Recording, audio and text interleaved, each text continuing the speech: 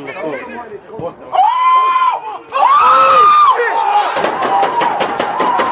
People deluded, I'm back again. Come on, Ian, man. Come on.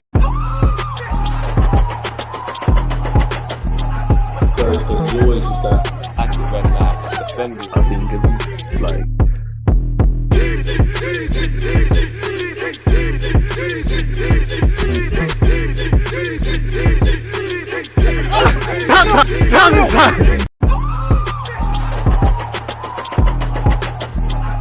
Because you always use that active red flag defending. I think it's like.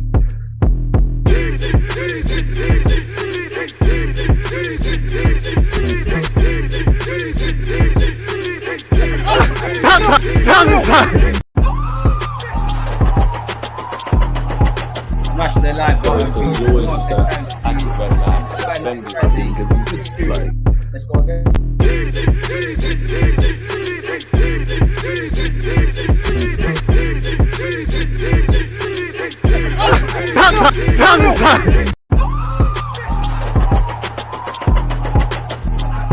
Because you always use that active red flag defending. I think it's like.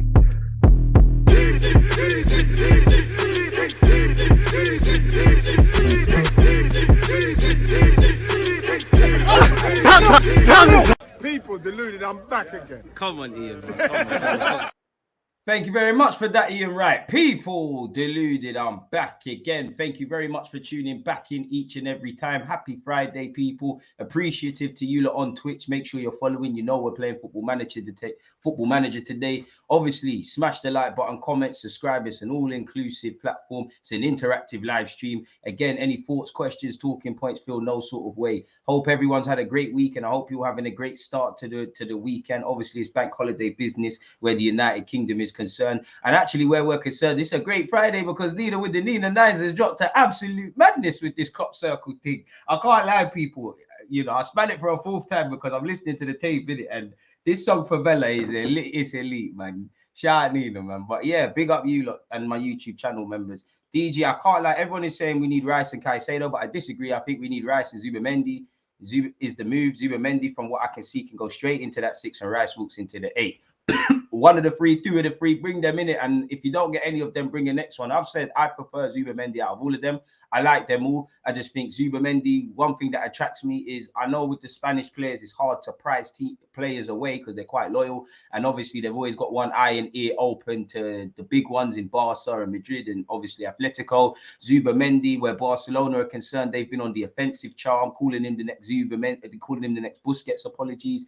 Busquets has been gassing him as well. Obviously, he's in the Spanish national team. I like Zubamendi. I think he's deceivingly a lot more physical than people give him credit for. I think he's good in the air. I think his passing range is good. Obviously, he's ready to slot into the 6 role, as you just said there. He's got a release clause of 50 million odd euros in it. So that means there is no, unless we want to negotiate not to pay that up front, that means, like with Partey, you pay the release clause, that's your player. Obviously, with Declan Rice, all the players that we're linked with are going to be wanted by everybody in it. But where they're concerned, all we need to do is, in theory, agree personal terms. Where Declan Rice is concerned, it's 75 to 100 million. And as much as Arsenal are the front runners, etc., and I don't doubt it, we saw with Mudryk and Cody Gakpo to United, where players actually go to where they're actually linked with are two different things, really. With Rice, you're going to have to play the game. Now, obviously, his contract is running down, but if you're West Ham and you have the luxury of extending his contract, I don't think Declan Rice will want to leave like a coward unless his hands are forced and he leaves, you know, he leaves on a free.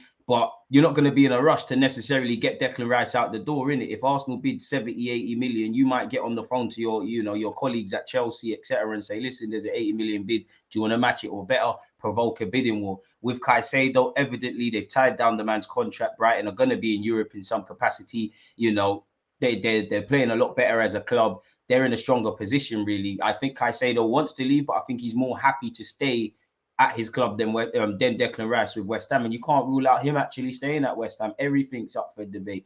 But as I always say, whether you're going to get Onana, Caicedo, Zubamendi, Lavia, Joe Blogs, this guy, that guy, just make sure we get an 8 and a 6 because we can't afford to have. You're never going to do everything in the transfer market, as we know, but you need. In fact, we need to address midfield again. I like Xhaka and Partey, and we're going to get into the uncomfortable conversations in a sec. I believe in both of them. I think the pivot is good. I think they're both going to need to be utilized next year. But I think that pivot has kind of, I don't think it's hit its ceiling, but I think it's hit its ceiling for want of other terms, if I'm completely honest with you. Caicedo can be our Rodri. I think Zubimendi can be our Rodri. Slash Fabinho, he's the one to help bridge the gap. And even that, even though I believe in Rice and Caicedo, and they are, it depends where you are with experience, because in many ways Caicedo is very experienced and so is Rice, but they're not. And at the same time, we're going to rock in the champs where they haven't been there. Have you seen the Casemiro links to Bayern? Apparently Tuchel wants him. I have, but he's just joined Man United, and you're not going to get them. You know, I don't think United will be, even though he's gone for a poor bit of form like Partey, I don't think Man United are going to force him out. I don't think he's going to want to leave Man United after a season. Fair enough, he picked up a trophy. I think that's a myth, man. Them man do look a bit fatigued at the moment. But we played less games than the teams like City. I think we're more mentally fatigued than anything. Zubimendi is cheaper than both. Arteta can convince him. We can sign Messi and Mbappe, but can we learn to deal with the pressure? Otherwise, it's the same old story again. I hear that. Transfers is one thing, but the psychology of the team is another. Like you said, and it's what I was saying yesterday, in that, yes, signings need to be made, but that's half the job. A big reason as to why we're having the season we're having, for better or worse, is because of what we brought in players, but it's what we've done on the training ground, you know, with Arteta, with this indirect three at the back, with Zinchenko doing what he's doing, Xhaka in the new role, etc. Now we need to take that and make it even better. Evidently, we need to be a bit more street smart. We need to improve in all aspects, of defending, how we see out games, how we take the sting out of games away from home, how we manage the first and last 10 minutes of either half, things like that, because we're going to be in the champs. Premier League, there's more expectation next year. So I think that's the thing, you know, if signings were everything, such as the turnaround, in theory, we'd have one of the best defenses in the league, which technically we don't, but we do, in the sense of, if you look at it, we've signed quite a lot of defenders, really. So we just need to keep working, really. So again, signings are only half the job. If signings were it, Chelsea would be bullying City right now, and all, you know, Spurs, Arsenal, United, we all be doing what City is doing. Signings are only half the job. Sorry, folks, just making a timestamp. Just hope the Pep schooling makes Arteta be flexible in his game. And you know what? With that, yeah, let's get into the uncomfortable conversations. Now, I made that the title because I just sit here sometimes and conversate with myself and consider many Arsenal talking points.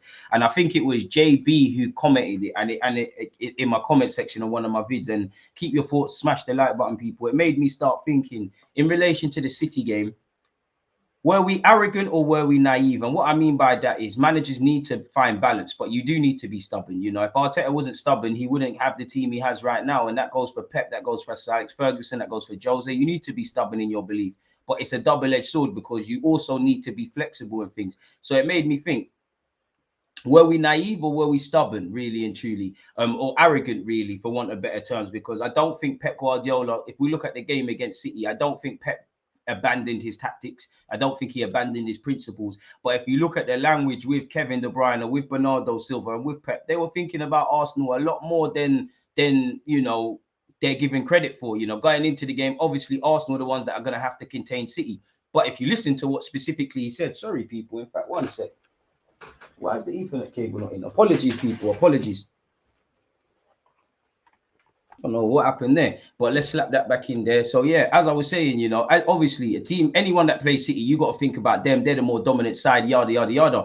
But when you listen to what Pep said, what the players have said, you know, on top of psychologically we weren't at it, you know, I don't know where we're at, because when you look at Pep, and actually John Stones, you know, John Stones actually winning a header for the last goal and just kicking it long for the first goal led to it. And they, you know, John Stones even said himself, he's like, we knew we couldn't play the way we wanted to play. We knew we'd have to be a lot more direct as a football team. And they did exactly that when they were going direct into Haaland, people. So was it a thing where Pep, as I wrote in my notes, Pep didn't abandon his principles, but was he humble enough to consider our threats and obviously act accordingly and ultimately neutralize them? And were we arrogant not to tailor our game per se? I don't know where you lot are at with that, people. As I said, Pep went very direct. Stone said it. Kevin De Bruyne, obviously, when Xhaka was pressing, trying to win possession, or Partey was capitalizing in that vacant space. They knew we'd attempt to go man for man as well. So I'm not too sure, really. You know, were we naive or arrogant? Pep did respect us, and he found that healthy balance, and he's shown why he's the master, really. for us, obviously, until it's mathematically impossible to win the league, we need to keep going. For me, it is gone. I don't know what mathematics are saying, but if we could get 90 odd points, that would be good, and just maintain where we are in the table. And obviously, the league is gone, in my opinion. But the least you can do is start winning again, because we ain't done that in 4 games. But start winning so that City already know they have to win all their games. Make sure that every game they have to win their games, and that starts on Tuesday, Wednesday, whenever we're playing Chelsea next week. We will be doing a watch along for it. So were we naive? Were we arrogant? I'm not too sure, man. Agreed, you can tell they studied the game plan to compare to us seem non-existent. Arsenal were very naive, in my honest opinion. I don't think it's only the players Arteta got destroyed tactically. I disagree, you know, if I'm honest with you. I think he got destroyed at the Emirates when Bernardo Silva went in. I think we was naive. I think the players psychologically weren't at it. And I think it was, we just, you know, we went into a gun battle with a blunt knife, essentially. So you are right to a degree. I just think Pep did his homework, and I'm not going to say Arteta didn't do his homework, but between Arteta's inability to you know, filter through what we needed to do on the pitch, or the players' inability to go out and act, I'm not too sure. But City was street smart. They found the balance of exploiting the qualities, the individual qualities of Kevin De Bruyne and Haaland, even Haaland's assisting in that. And they went a lot more direct. We tried to go direct, but the difference is, you know, with respect to Jesus, for not the biggest of guy, he can be a physical problem. But if 10 balls are put forward to him in a game like City against someone like Diaz, he's only going to win 2-3 of them. So you're winning battles, but you're not winning the war. And it's just going straight back down to us. So I do think I don't think there's one single reason as to why the game unfolded as it is. I think it's more of a cocktail pause and a fixture as to a mixture, sorry, as to why it happened. You got to respect people. You know, if you go into a fight, even if you think you can thump that guy over and he's big, he's smaller than you, slower than you, whatever, you need to respect him, or you're going to be dealt with a surprise. Double pivot of Jorginho and Xhaka, and a front 5 of Martinelli, Trossard, Odegaard, Saka, Jesus. I'm not really with the Jorginho Xhaka pivot, if I'm honest with you. DG spitting right now. Pep tailored his game to expose Arsenal's weaknesses and enhance City's strengths. Big up Zims. Make sure you're following him on Twitch. Rodri's a baller. I don't understand why we bought Kirill but continue to play holding, though. I think with the Kirill signing, it's more long-term of what we're doing. I don't know if this guy will ever show his quality, but you'd imagine he's someone that in a year or years to come pressures Gabriel for that spot, and it ties in with what we're doing now. If we look at what we found ourselves in, a title challenger, and we look in January, we brought in Jorginho, we brought in Trossard. Trossard's the poster boy. Jorginho had his good games and was kind of unfortunate to be on the bench. You could actually extend that to Trossard, but at the same time, I agree. It's like you're looking at it and thinking, and I weren't screaming until I saw Saliba's injury. I weren't screaming right-sided centre-back, but that's why Arteta's the gaffer, and I'm hearing it because he's meant to consider these things. Maybe potentially we could have got a right-sided centre-back in January. And although I think Kirill is more going to be here long-term than Rob Holding, not to diss Rob Holding or praise Rob Holding, he's more experienced. Arteta probably knows what he's getting a bit more with Holding. You saw Holding wearing the captain band, and maybe Kirill, for whatever reason, not that he's playing bad in training, but whether it's learning the language, adapting to the caliber of club, adapting to the tactics, he might just not look it in training. Sometimes that's why people are not playing, if I'm honest with you. Personally, yeah, the league is done for me too. Love to be proven wrong, but the young coffee is that we need to defend better wise, defending wise, got to get midfield sorted and right back, even right-sided centre-back. And I hear people like, oh my God, if Tomiyasu wasn't injured, this wouldn't happen. If some buts, who knows what would have happened. But again, one criticism of Tomiyasu is you can't bet on his fitness. So we should have knew what time it was, really and truly, if I'm honest. We never got unlucky, man. Injuries happen to everyone. We didn't get unlucky. We weren't unlucky. I mean, to be fair, the players were unlucky in how they got injured, but we know we've got a decent 11. We don't really have the squad. I don't believe in that, really and truly. I don't think we're unlucky because we saw it last season. I don't buy the luck, if I'm honest. Pep outsmarted Arteta by playing a flat back 4. I don't even think it was necessarily a flat back 4. As you've seen all season, City's system is interchanging. You know, Diaz was probably the most stationary, but you saw Akanji playing a hybrid Roberto Carlos left back row and centre back at times. You know, Grealish was holding the width and then coming inside. Haaland was dropping. Kevin De Bruyne was playing slightly different and was really running in behind and exploiting the spaces. I think it was, you know, Stones was playing as a right back, as a centre back, stepping into midfield, and it's John Stones actually who's played a key role in us conceding a couple of them goals, if I'm completely honest. But that's why Pep in it. And as I keep saying, as great as City are on the ball, it's off the ball that tells the picture. It's off the ball that they're way more impressive, if I'm honest, man. So yeah, man. It is what it is in that regards. I think this is the cost of a young squad of managers. They're a step behind City in experience. I hear that. Agree. Oh, sorry, I already saw that. I feel Jorginho should have started over Xhaka. Having more control in midfield would have given us a better chance. You know what? I cut Xhaka a bit of slack because you weren't exactly fit. You had a bit of an illness and things, but I do think that pivot has taken us as far as it comes. Don't get twisted. I want to see it next season. I think both should be used in the squad, but I think we've hit our ceiling there. Lurking in the stream today. How you doing, Deluded? I'm great, man. I hope you're doing better. Big up, DG. Do you trust Mikel Arteta to manage game time of a bigger squad? Yeah, but at the same time, I don't believe in game time for game time's purposes. You know, if life was fair, we'd all have a lot less. I'm sure Mikel Arteta, within that 20-odd squad, I'm sure he would want to give Fabio Vieira, Smith Rowe, Nelson, this guy, that guy more minutes. I'm sure he would want to distribute it evenly. I'm sure the same with Pep, etc., and all the clubs. But in life, if we all had, if life was fair, we'd all have a lot less. And I don't think you can have it all. You can't give everyone game time, you know, and do what we're doing this year in terms of stability and getting results. The first job is to get 3 points. If I'm a manager, the first thing I need to do is get 3 points, because if I don't, like you saw with City, it's question marks over me. Obviously, you need to play the game and keep, arguably, it's the players that are on the fringes that you might need to keep happier than the ones that are playing. So it all depends. Brent, one love. For the remaining 5 games, or at least the next game, don't play Partey, Zinchenko, hold it. I'm not too sure about that, man. We're going to have to play them. Surely a season like this going to get Stan to put his hand in his pocket. To be fair, I hear you, but Stan Kroenke has put his hand in his pocket. You know, I think in the last 12, 18 months, any successes or failures we've had in the transfer market has been because of Edu and Arteta. You know, in the summer, we did well to bring in what we did. We didn't get Lisandro Martinez. We got Zinchenko for that left back role. We left ourselves short with Douglas Luiz, or the failed pursuit of Douglas Luiz, let alone the timing. So you sign up for games like at Old Trafford, really and truly. January, yeah, we got Trossard after the failings of Mudryk, but again, we're going after Caicedo in the last window. There's been money there. You know, they haven't been able to do it in the last 2 years, 18 months. You can say what we want about the Kroenkes. I don't think you can, not that there's protests and all of that jazz anymore, but I don't think you can just sit here and attack them and say it's all them and things like that. DG, I think we need a PMP winger for that right wing spot. I think the RB from Leverkusen can push Saka in that role. Why not, man? Big up DG. I think Arsenal need a minimum of 3 midfielders. For the last 3 years, we've needed at least 2 with extra proper competition. There's no room for the likes of El Nene, in my honest opinion. Unpopular opinion, I think long-term we should move away from El Nene, but I think El Nene can hang around like a spare part at least for a year. I think this summer we need to get 2. I'd love 3. We need to get 2 midfielders.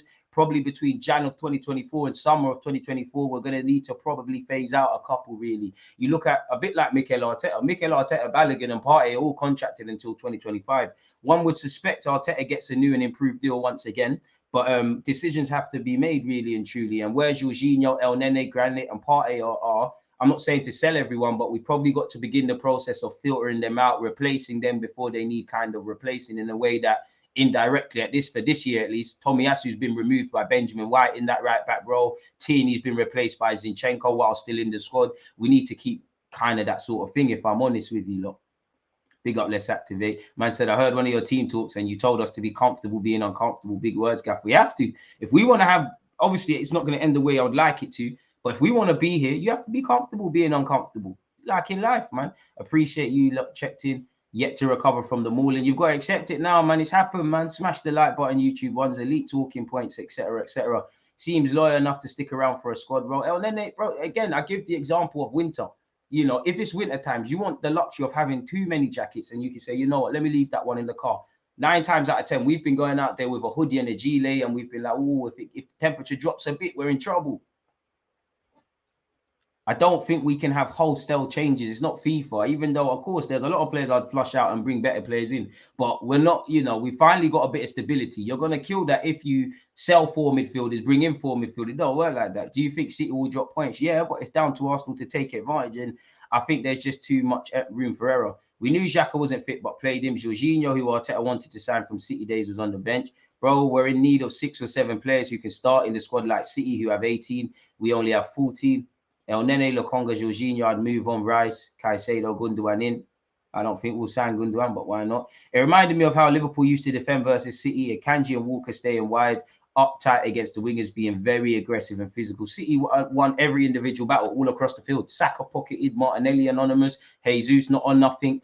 midfield disillusioned. They made us lose our heads. And again, that City game shows us tactically where we need to go, find margins, what we need to improve on. The fact is, football's a 90-minute game. You need to be perfect for it. Psychologically, how you prepare yourself, impact of subs off that bench, you know, how you actually play when it's not your day and you're going to lose. And ultimately, for me, you know, life is not a movie, really. These players have been good, but as I keep telling you, there's sometimes where you see sometimes good isn't good enough, and some players just can't take us to where we're going. They can be part of the squad, but they can't help us, really. And we lived or died by this. We saw last year around April how we crumbled. We saw as a part of that we didn't have players. And we need to improve defending. Wasn't long ago Arsenal fans wanted Kroenke, Edu, and Arteta out. Things change, man. You know, things change. Man, what a season it is. We do need a 6-foot+ striker, especially if, like City, where I don't get it. Maybe it's nerves, but we're just clearing our lines and we're not winning the first or second balls. But you have Jesus, so it doesn't make sense. You're not playing to his strengths. It's like having a 6-foot man and playing it into his feet. I mean, sorry, playing it in behind for him to run onto.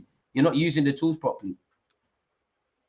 I didn't hear age when all was fine. Don't use that excuse now. I don't know for anyone else, but unfortunately, my guy, I think you're a liar. I think Arsenal have been waffling about the fact of, you know, Arsenal fans have been waffling about how young this side is and how young the manager is and all of these things, regardless, really and truly. So I think you're lying. I don't know who you talk to and whatnot. I haven't used it as an excuse. I've literally said it's not an excuse because we're old enough to learn. That being said, old habits do die hard. It takes forever to promote good habits, and age is a thing, really and truly. You look at the City team, when I look at people like Haaland and Foden, their experience, but they're not necessarily old. This is where I say, where I somewhat agree with you in that you're old enough to learn from your mistakes, but age does play a part. Experience is overrated, in my opinion. It can't be overstated. So I'm not too sure what maybe you're talking to someone in the chat. City don't need to fear us. You just need to win the game. I don't think City feared Nottingham Forest. I don't give a flying monkeys who fears us, who doesn't. Because reality is that game was lost because we were scared, but we could have done a lot better. You get fear. City shouldn't fear a damn team in this league because they've been bullying it. But then again, fear keeps you alive, really. So it all depends where you look at. I would love Ivan Toney, not just his physicality, but he's a bit of a scumbag. This team needs it. Yeah, and we might all get rich if he makes an anonymous account and starts, you know, telling us the betting tips. Fine line with recruiting. Even Wenger said signing more than 3 players destabilizes the squad. I think second place is probably where we belong for now. City are too elite in crunch time. I hear that. I don't know about FIFA 2024, whatever that means, man. But yeah, man, make sure you're subscribed and all of that sort of thing. And then they can do a job. I do think, once again, City could drop points, but it's down to us to take advantage of them. And, well, it's easier said than done. You've got Chelsea, who are struggling under Lampard. They probably want to add further insult to injury where our squad is concerned. You know, then you've in no order, you've got Brighton, Newcastle, Nottingham Forest, Wolves, I'm sure, fighting for their lives, Chelsea. It's easier said than done, essentially, man. And as great as City are and all of those things, it was in our hands. We didn't help ourselves. You have to help yourself, if I'm honest with you. Really. Sorry, I'm going in on the comments. DG therapy sessions is active. Last point, we need our Alisson, Van Dijk, and Fabinho signings to bridge the gap. I hear that, and it would help us. But before Liverpool, definitely where Alisson and Van Dijk are concerned, I can't talk for Fabinho. But if you remember when Klopp first came in, they did suffer a lot of injuries as they were trying to play that high-intensity ball. But if you remember, Liverpool were quite naive. They would play from minute 0 to minute 90 exactly the same way. And that was obviously it's not sensible. They started to improve defensively. And when I say defensively, I evidently mean defending, but I also talking about game management, street smartness, all of that stuff. They started to change their outlook on that and change their system via the training ground. Then they brought in Alisson and Van Dijk, which obviously helps and enhances the system, because you can sign the best centre-back you want or the best defensive mid. If we don't respect certain aspects of the game, it's going to be a mess, really and truly. Look at Lisandro Martinez, cold centre-back, but for a lot of the time, United have been effing about defensively. It doesn't matter how good he is to a degree. You're only one man, essentially. Chelsea at home, Brighton home, Newcastle away. If only we buy quality players, we challenge. Not necessarily true. What would you say is the main reason for this end of season slump, DG? Probably a bit gassed out, probably mentally fatigued. A lot of the problems that were there when we were winning games have reared its head, and you can't always escape that. Ultimately, psychologically, haven't dealt with it well enough psychologically. You look at the last 4 games in particular, very complacent against West Ham, very emotional against Southampton, very defeative mindset against City. If you're at credit to Liverpool, if you're at Anfield and you're 2 goals up, you need to manage the game, inability to do that. Now it's the ugly part of the season, and it's them ugly aspects that have been there. We've gotten away with it against Bournemouth, against Aston Villa. The Man United game at home could have went either way, you know, and there's been plenty of others. For me as well, not exactly respecting the art of defending. And again, you look at Brighton away, you look at Leicester at home, several times where we've gotten away with it. That's why I'm not surprised by the goals we've conceded. With the players that you have, you've definitely outperformed. You might need to sign better players immediately. I hear that. And I do agree with a sense of overperforming, but I disagree with it as well in a sense of we've got there on merit, innit? Like, we've got there because of what we've done, winning the games. Like, nobody is where they are. Obviously, the table doesn't lie, but it doesn't always tell the truth. But we've done what we've needed to do. We've kind of earned that. So I do think to a degree they've overperformed. But at the same time, I don't. You get what you're rewarded. In the same way, if you're on a joke thing like Chelsea, you're going to be flirting with relegation, as unrealistic as it is, really and truly. So we're going to have to see. But moving on and speaking about unpopular opinions or uncomfortable conversations, people, I was sat here this morning just writing notes to myself, and I thought I'd come and share them with you lot. I'll start with the fans, including myself. I think for the fans, this is what I've written. For the fans, life is not fair. Life is not a movie. The goal was Champions League. We've done that. That does not take away from the sadness. It's firmly Coach Carter. So our theme of this season is Coach Carter. It's Mighty Ducks. And I do think with the fans, and I listen, I can't tell people what to think, just think. And I do think there's, what's the new term on Twitter? Is it copium or whatever? I can't tell you how to cope, but I do think there's a lot of balance. I personally think to some Arsenal fans, opinions expectations are on the floor. To some, they're ridiculously high. Neither are right. Now, I'd rather aim for the moons and that than have it on the floor. You can do the, it's not I'm not talking about people being positive, but positive to the point where it becomes a bit toxic. You can console yourself with the fact of we weren't in a lot of people's top four shouts, all of that jazz, and we've done that and excelled it. We could probably, you know, if we get our act together, we could get 90 points. This could be a season of foundation, a season for improvement, regardless of how everything else goes, and that's great. And then also you could either be doing the negative thing where you just look at the fact that it's a missed opportunity to win the league. I don't think neither side are fully right or fully wrong. The truth is in the middle, in that, you know, we need to be able to take advantage of situations in the same way that people sit here and say, oh, you're only there because the other teams are not doing whatever. That's other teams' business. Our job is to win as many games as we can over 38 games. And that's where we found ourselves in a talking point. We need to be able to see when we get into situations like when Leicester won the league, probably the last two times Chelsea, unfortunately, have won the champs. I don't think they expected to win that. But once you get into that, or even Frankfurt when they won the Europa, I don't think they expected to win it. But once you get there, you need to take advantage. And there's a degree of street smartness that's required across all aspects. And that's cost us in the league and cost us in the knockout ties. I also think one good thing and bad thing about us is we're always on this tomorrow's a new day thing. And I think that's helped us when we, not this last part of the season, but when we have dropped points, when we was in better form and we reacted quickly. Sometimes there's no tomorrow, it's just today. So I do think there's no real balance within the fan base's opinions. And I do think, you know, when destiny is in your hands, you need to control it. Top four at a point last season was in our hands. We didn't control it. This season, we've used that to fuel us to go and do good things. And we've excelled in that regards. We've never moved from the front four positions. We're doing what we're doing, you know, in other ways and worlds. What Liverpool are doing, what Spurs are doing, what United are doing, Newcastle, that might affect us. But right now, we can sit back. That's what we need to do. And we've got that because we started the season well and maintained and done everything we needed to do. Smash the like button if you haven't done such already. 40 likes, can we get to 100? So when destiny is in your hands, you need to control it, people. And at the end of the day, no matter how great City are, we had variables in our control and we didn't do it. And to be honest, the April period last season, different dynamics, we didn't learn from it. We didn't improve from it. You know, players crumbled. The manager left it short with the players.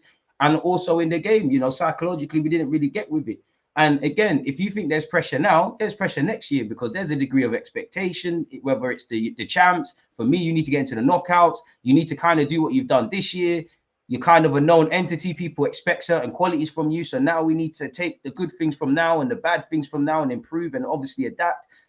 If you're not comfortable with pressure, you know, the players can't have it two ways. You can't want this team to become a better team challenging for trophies and all of that, and then expect to just be judged on mediocre things, really and truly. And I don't think there's balance in the fan base. And not to be condescending, but I do, and it's not an age thing. I'm only 28, but I have seen my team win league titles, and I think it's mainly with younger fans that it's that positive toxicness, and I think it's the older fans that are a bit too negative, and there's obviously byproducts, but are a bit too negative where it comes to it. And I can't blame the younger fans. If you ain't seen Arsenal win a league title, this is probably the best Arsenal you've seen, and you're obviously going to overdo it really and truly.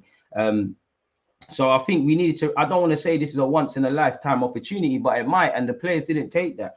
I still think regardless of what you talk about City and other dynamics, we still have that element of sadly self-implodingness, and that needs to be something that is controlled if we want to go to where we want to go to as a football club. Unfortunately, until that's bettered, it's a myth really and truly. And then I started writing down notes. I look at some, and it's not just these players, but I look at someone like Ramsdale. I love Ramsdale. I love his leadership. I love his rattlingness. I think he needs to improve a lot as a goalie. I don't know nothing about goalkeeping, but there's even on Wednesday, sometimes he does well, but there's also shots that you think he could do a lot better. Sometimes he doesn't parry well. I don't think he covers his post well enough. I know some fans are onto him about penalties, and I look at Ramsdale and Gabriel because I think you lot could improve. But if Arsenal keep going in the next 18 months, 2 years to where I think we can go, and we, in an ideal world, they're two areas, for as much as I like them, added that they both got bozo genes within them that might need to be, both positions might need to be improved upon, really and truly. I think Ramsdale needs to improve dramatically, if I'm completely honest with you. Gabriel, I think he's had a great season, but in the bigger games, I need a bit more from you, not in terms of your application, but just being a bit mature in your performance as well.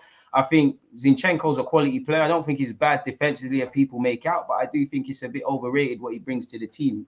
It can't be overstated, but it's a bit overrated. We need to move past just our left back creating things. It should be an added layer, really. And it's shown why sometimes you need more than just that, if I'm honest. I love Gabriel Jesus. I think he's upgraded our system. I think he's well. I think he has the capacity to score goals, but evidently that was the one cloud over Jesus' name. Can he score enough goals? And if I'm honest with you, as much as I like Jesus, I know some fans have been waxing lyrical. Arsenal fans can't go from talking about him being our signing of the season, Jesus and Zinchenko signings of the season in the Premier League / for Arsenal, and then a couple of bad games. If that, they're all crap, they're overrated. But if I'm honest, it's feeling a bit like Lacazette right now, Jesus. It's a different guy, same sort of thing. If I'm honest with you, in that you're a great team player, wavy and that, but you need to score goals. And I do think you can improve in front of goal, be more clinical, get into goal scoring positions rather than just working hard.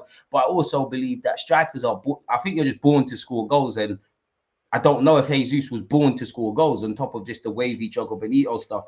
I've got a lot of time for Arteta, but like the players, there's obviously errors he's made. I think as much as the players have thrown away this chance for the champs, I think he's thrown it away sometimes. And it's not just this last period. When you don't sign certain centre mids and you rock up at Old Trafford with what we did, and sometimes you look at the changes he has or hasn't made in games, Liverpool, West Ham, Southampton, City, Manchester United earlier this season. I think they've harmed us. So they're where he could learn. I think Arteta needs to learn how to manage competitions better when it gets to the knockouts, because there's always, like how we went out to Sporting, Olympiacos and Villarreal, whenever it's crunch time in Europe and you've got two fairly important Premier League games sandwiched either side, I think he starts to struggle.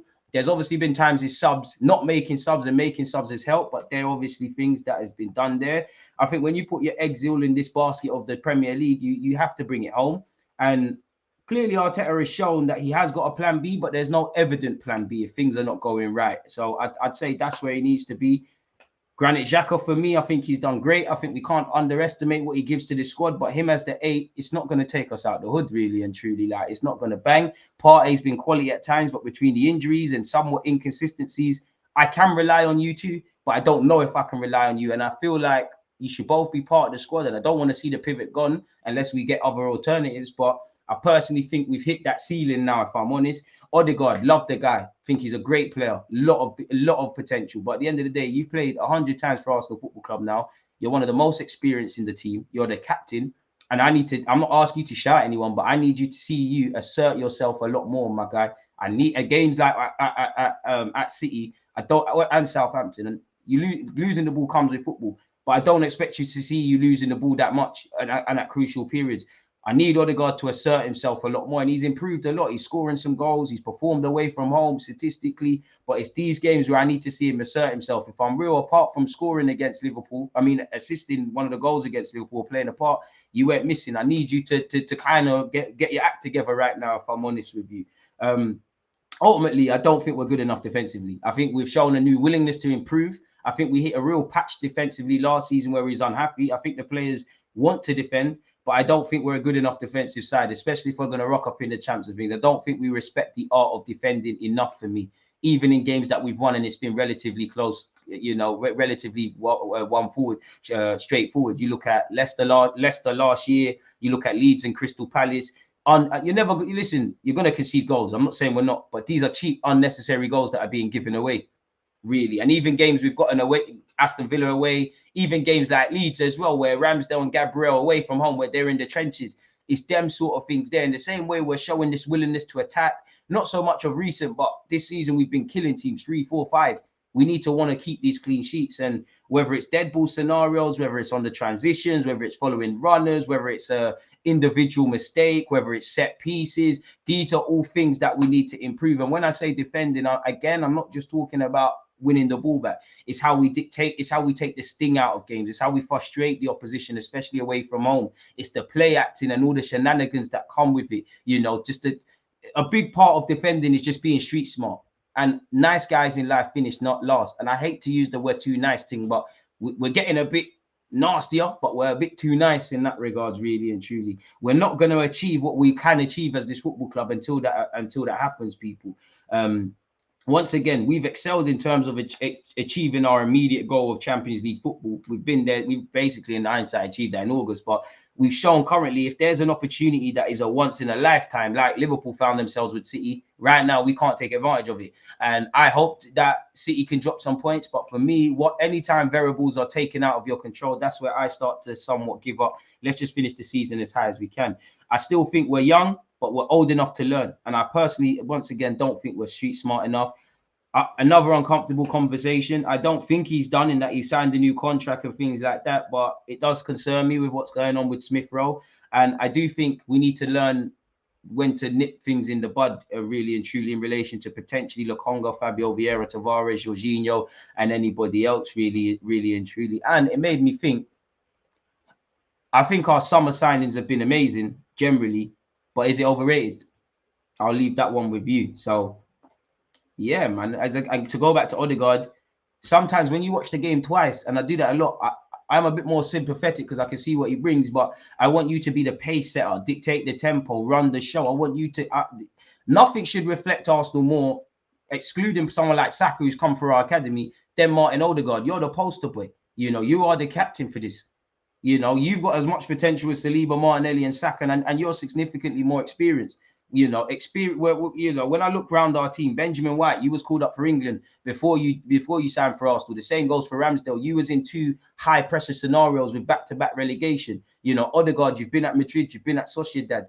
If we're a young team, there are some youth that have a lot of experience. And if I go to City, we looked inexperienced, whether you're old or young. We were, we were falling for their antics. We were losing our heads. We weren't being street smart and following runners. We weren't doing the basic components, smash the like button, people, that are essential, really and truly. And we need to get with it quickly, or we're gonna, ultimately fall short of what we can do. So let's just hope we get going. Trossard was player of the month and he hasn't started since. It's mad. I hear that, and I think Trossard should start, but I think Martinelli and Saka have been doing their job. If anything, Saka's still quietly been effective apart from the City and probably Southampton. No, he scored against them City game, but I understand why they play. But I also don't understand why Trossard isn't playing. And to be honest with you, Trossard starting or not starting, I don't think that's the reason we've hit this blip. It's the psychological effects. Is not being able to cope with the pressure going into games and immediately doing things, not defending well, not killing chances, doing weird things as well, like last 10 minutes against Southampton. That's when we're really putting the pressure cooker on and trying to score goals. End of the day, West Ham, Liverpool, we started well, we didn't finish well. Southampton, we finished well, we didn't start well. City, we didn't start or end well. So psychologically, as much as it's about tactics and ability, we didn't get ourselves in check. And to kind of fall short at this final hurdle, it is upsetting, but we've probably overperformed for most Arsenal fans. Who should be dropped for Chelsea after that last performance? Do you know what? I could understand if Saka still plays and Martinelli, and a part of me would still play them, but I do think Trossard needs to get a look in. If I'm honest, I think it would probably be for Martinelli because Trossard will come in off that left. But if it's based on the last couple of games, it should probably be Trossard moving over to the right, Saka holding the bench. Really, to be fair, Odegaard cooked Chelsea and Spurs. But yeah, I need a bit more, man. I need a bit more. I don't know about anybody else, but I only asked, I only ask big things of play. I only ask, like, how can I make it make sense? I only ask stuff of players that if I think you've got it in you. Like with Holding, I only ask you to play to your potential. And I think he kind of has done that. For all the good, bad, I think he's put in a bigger shift than people are giving him credit for, you know, compared to the concerns when Saliba got injured. It's not enough, but yeah, I'm only asking big things from Odegaard because I effing rate you. I really do rate Odegaard as a footballer. You can go back and see my vids when, you know, when he joined in January and he was looking feeble. I said, listen, this is a baller, you know. We've really got something. This is a close thing I'm going to get to Mesut Ozil. But because I rate you so highly, I need to see highly rated stuff. And again, I don't know about anyone else, but I read all the pre-game notes and all these things, and I hear the chat-ins and I see the interviews. I need to see it transpire. So yeah, man, that's who I think should drop. Yeah, defense went downhill after the World Cup. Do you think we have underused Jorginho in the running? Yeah, we probably have. You know, we was, you know, and that must tell me that Arteta is not 100% convinced on Jorginho tactically. But when he signed, and we read on Arsenal.com, Arteta's colleague Edu sat there and said, you know, we signed him to help continue our momentum. I was surprised how Partey just allowed Kevin De Bruyne to run off him all night and made little attempt to track him. Same, and that goes for everybody, really. Yeah, I agree. We need players to do it themselves instead of relying on someone else. And that was what annoyed me about City, because I wanted to see courage. That looked like Arsenal of old, where everybody's looking at someone to make the difference rather than what we've been doing this season, whether we've made a mistake or whatever. People have just stood up to be counted. Everybody has stood up. It looked like everybody wanted their hand held against City, and City will do that to you, but it don't make it any more acceptable. I agree on Ramsdale. He does madness at times, but then concedes early goals. I think we need a calm-headed goalkeeper. McGahn is calm, cool, and collected. I mean, I don't want to rub out Ramsdale, but if there was an opportunity of bringing in Mike McGahn, it is what it is, man. Partey isn't good enough to cut, in my opinion. He went missing the other night, looked lost.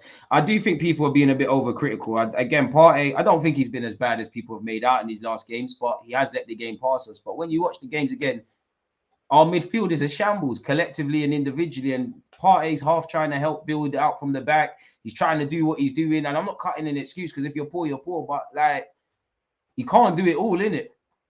Defense wins titles, goals win games. It's the midfield battle in 90 minutes, and I don't think we've taken heed of that. And I think this season, this off season, Arteta's gonna have to make some harsh decisions. Our midfield is not athletic enough. It's not dynamic enough in line with the present day. And there, you know, there's games that you can do what we're doing, but we also need other flexibility. Look, anytime there's physicality or you buck a team like City that are sensible off the balls, unfortunately, we struggle. Can't deal with midfield runners. And again, it's been there. You go back to the Spurs game at the Emirates last year. Do you remember when Saka's dispossessed by Bentancur in what led to the penalty? It's 7 against 2 with Son and Kane in the middle of the park. We've got 7 players. We're very open. If you remember in the 19th minute in the dramatic win against Bournemouth, where we've been caught against the run of play and Ramsdale's made a great save, we're disillusioned. Again, defending the transitions. Anytime we buck someone like Kevin, that's a bit smart. Or you look at Lavia, you look at Onana, you look at Declan Rice for Partey's mistake. Anytime there's a bit of physicality, we look a bit mad. And these are the gears that we need to go up, really. So hopefully we can do exactly that.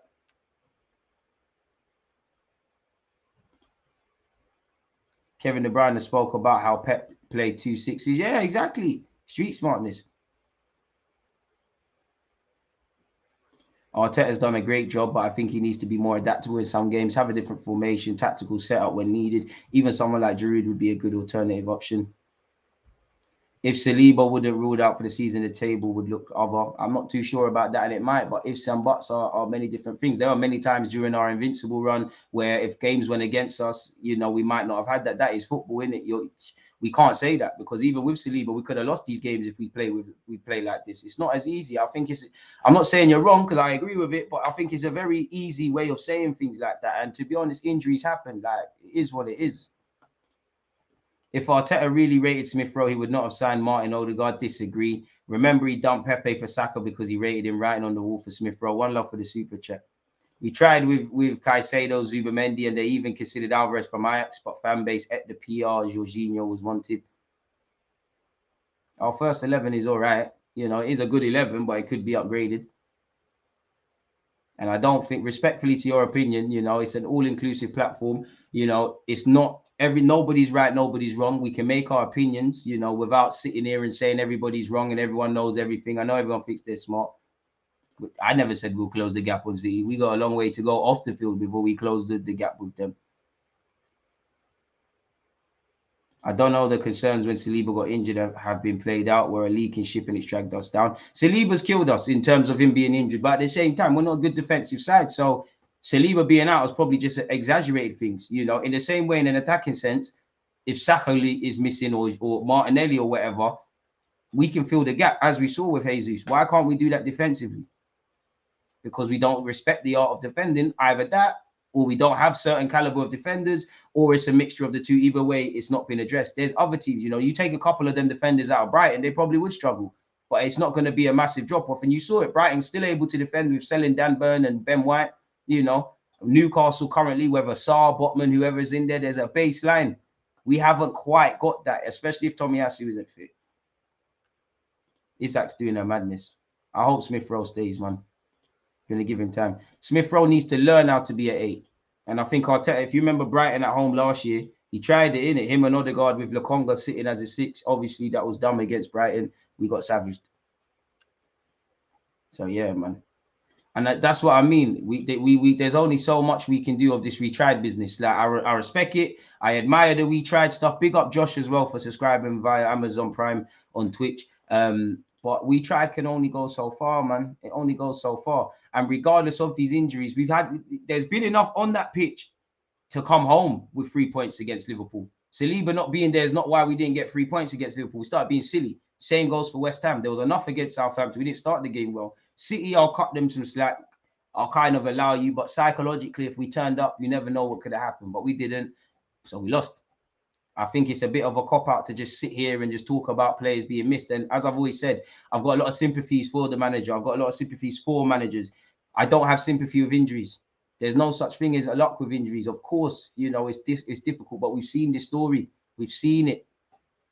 114 votes, but only 60 likes. Some of you got high bills. Come and tell him again. Smith Rowe needs to work on the defensive side of his game to take the Xhaka position. Fair enough. Elite talking points. Elite talking points.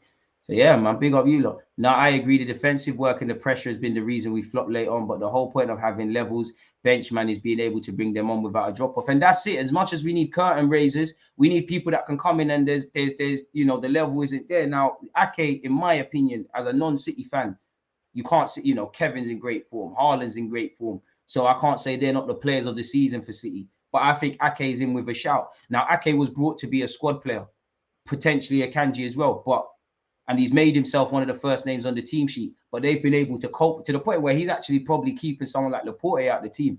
They've come in and plugged the gap. That's what we need. Obviously, it's easier said than done. I mean, you're allowed to think Arteta out if you want Arteta out. I personally think on the 28th of April or 2023, if you want Arteta out, you're smoking something special, but fair enough. Got to want clean sheets. And I know the club recognised this because we saw the all or nothing where Ramsdale smashing up the change room, but we've got to respect, big up Hector, we've got to respect defending. We've got to really, really respect defending. But the problem is for most fans, they couldn't see this because when you win, for all teams, nobody gives them a monkeys. Nobody cares. It's only when you lose or you drop points, now people want to dissect performances individually and whatnot. And sometimes it's too emotional. Now, you know, these players are the best thing since sliced bread according to 1 week, and they're terrible now. I think some fans have been very disrespectful to Zinchenko, to Jesus, etc., etc. But football's an emotional game. I can't blame it. I don't agree with it, but I can understand why people come out with these things. You know, for all this Arteta out stuff, Arteta might show he's not the guy to take us beyond stabilizing the ship. But a big reason as to why we're even in this damn thing is because of Mikel Arteta. Does the man have shortcomings he needs to adapt and address, or ultimately he's going to stagnate against? 100%. But the whole reason where we sit mathematically able to probably try and get 90 points if we get our act together is because of what we've been missing. Just like Saka could do a bit better, Martinelli could do a bit better, Odegaard can do a bit better. Arteta's no different. Arteta ain't done nothing in the game like that, with the greatest of respect to him. He's shown he's got potential. But how do you reach your potential? By not only taking what you're doing good to higher levels, but improving what you're bad at. And for him, there's several things. Ake does have that bozo gene. I think it does go undetected, but he's patterned up in that regard, and he has been one of your best players this season. But that's the benefit of having a squad. That's the benefit of having a squad. And again, I do even think people overstate City's depth. You know, I think City do have great depth, and Pep done us dirty with some of the subs he was bringing on. But City players are very durable. The majority of them were at a World Cup. The majority of them have played a lot of games, still got a lot of games. Games coming thick and fast. Obviously, Pep is cute and clever with how he rotates. And when you've got players as street smart and as good as that, you're not going to see the knock-on effects. But people move like City have 25 players. It's really the same 13, 14, 15 odd players. Yeah, I don't know why Partey allowed himself to get gripped up like that by a Gucci model. But yeah, man, I think the team has evolved past Xhaka, Partey and Jesus as starters. I'm not sure about 2 of the 3 he said there, but if you can upgrade, why not?